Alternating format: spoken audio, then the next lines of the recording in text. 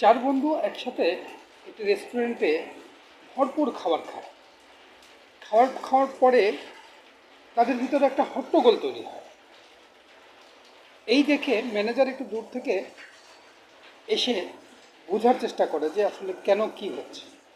তো ম্যানেজার বুঝতে পারলো যে বিলটা কে দিবে এটা নিয়ে তাদের ভিতরে হট্টগোল হচ্ছে। চারজনের প্রত্যেকেই বলছে বিল আমি দেব। তো এইটা দেখে আমাদের ম্যানেজার সাহেব খুব আবেগ আপ্লুত হয়ে গেল। তিনি বললেন যে ইস, আমার যদি এরকম বন্ধু থাকতো তাহলে আমরা একসাথে এরকম মজা করতাম, আনন্দ করতাম, ফুর্তি করতাম, ভালো লাগতো। ঠিক তখনই ওই চার বন্ধুর ভিতর থেকে ওরা বলে উঠলো, আচ্ছা ম্যানেজার সাহেব, আমরা একটা দৌড় প্রতিযোগিতা করব, এই দৌড় প্রতিযোগিতায় যে ফার্স্ট হবে সে বিলটা দিবে। ম্যানেজার সাহেব বললেন ওকে ঠিক আছে। ম্যানেজার সাহেব হুইসেল দিলেন, তারা দৌড়ানো শুরু করলো।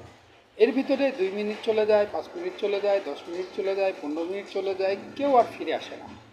কিন্তু ম্যানেজার 2 ঘন্টা পর্যন্ত ওই গেটের সামনে ওইভাবেই দাঁড়িয়ে আছে অপেক্ষায় যে এই লোকগুলো আবার ফিরে আসবে, ফিরে এসে তার বিল পরিশোধ করবে। আচ্ছা বন্ধুরা, আপনারা বলুন তো, এই লোকগুলো কি আর কখনো ফিরে আসবে?